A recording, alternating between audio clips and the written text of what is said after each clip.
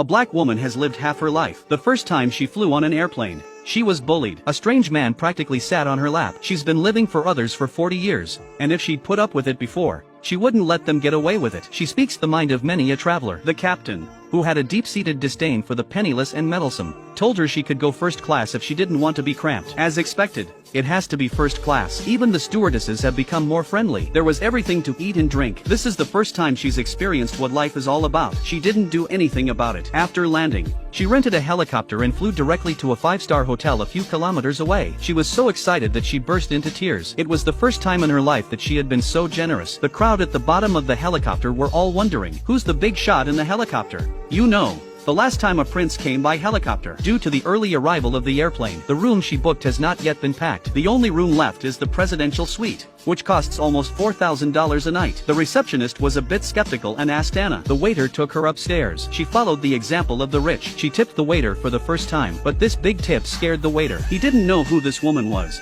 but he took one. Standing in front of the window, she looked out at the beautiful scenery inside. The woman's name is Anna. She's an ordinary laborer like you and me. She's always careful with her money. She uses coupons for everything. She's a good cook and loves all kinds of food, but because of her obesity, she's always been afraid to eat. I didn't realize that after a lifetime of frugality, the most tragic thing happened. Her crush was about to ask her out for dinner. Anna was so excited that she dropped the spoon in her hand before she could speak. She picked up the utensils and just got up. She hit her head on the cupboard and fainted. It didn't matter if she didn't check. She didn't realize that this collision would change the rest of her life. To prevent misdiagnosis, the doctor examined her again, but the results were the same, and the cost of such an operation would be several $1,000,000. She couldn't afford it. She looked at her wish list and regretted it. She waited and waited and waited. She hasn't eaten the food she wanted to eat. She hadn't gone to the places she wanted to go. She hadn't done the things she wanted to do. She used to think she had plenty of time, but in the blink of an eye, she realized she was about to die. Jack, the coworker I'd been crushing on for a long time, hadn't even gotten up the courage to confess his love before he had the chance to do so. She's been following all the guidelines. But why was it her?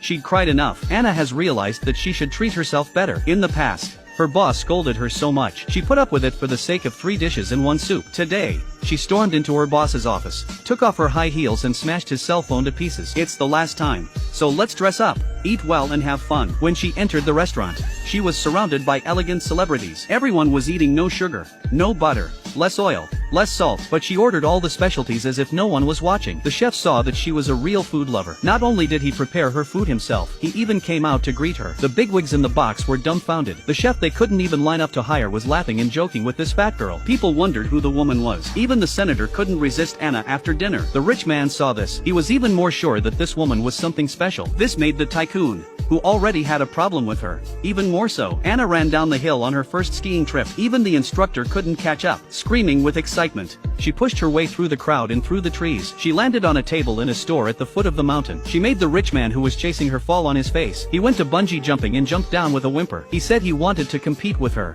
but he didn't dare to jump. According to the waitress, when she cleaned the tycoon's room, she found that he had peed his pants during the massage. Anna heard the client scolding the masseuse. She got up and walked over to him and said, "I don't like the way you just talked to this girl. Your shoulders hurt because you're hanging out with a married man. This lady is trying to help you." Now Anna can do whatever she wants. Because she's dying, she doesn't care. Death has given her great courage. She's not the same old salesgirl. She dares to try, to speak up, to praise, to share. She lived in a state of abundance and joy. Everything she had dreamed of had miraculously happened in her life. Anna's face was full of excitement and joy, with only an occasional hint of sadness, wishing her life could be less short. The more Anna was surrounded by stars, the more the powerful tycoon looked down on her. He bribed the manager to ask her to find out where Anna came from. The manager snuck into Anna's room and found Anna's work license. It's shocking that the star-studded super-rich businessman is just an ordinary salesgirl. But that's when she found Anna's suicide note. It says, "When you read this letter, here is the cost of my funeral. I wish to be cremated." At that moment, the manager was devastated. She confessed to Anna that she hoped to be forgiven and promised to keep her secret. That night, the tycoon found out Anna's identity through other channels. At the dinner,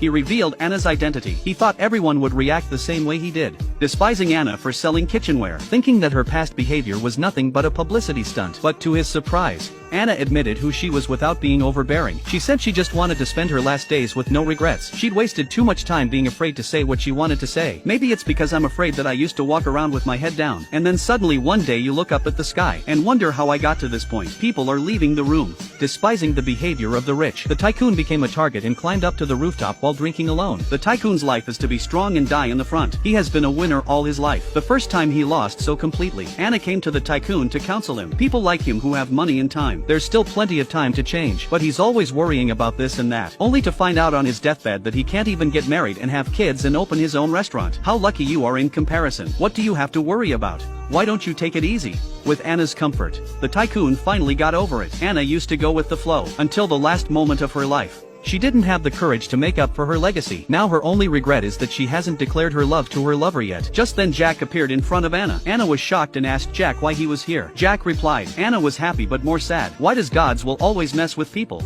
At that moment, the manager was holding a leaflet from the doctor. You were misdiagnosed. It's the machine. She had life again. It's funny how cowardice always drives us to death. And it's death that gives us courage. The miracle of life is in your zest for life. Live your life. Nothing is impossible. Anna got married and opened her own restaurant. How many times have we lost ourselves in the fear of loss? We lose ourselves slowly. From now on, don't be afraid. Be brave and fight for everything you want to do. In fact, there are many things in life that we worry about. It's not worth worrying about at all. Learn to be free and you'll feel relaxed.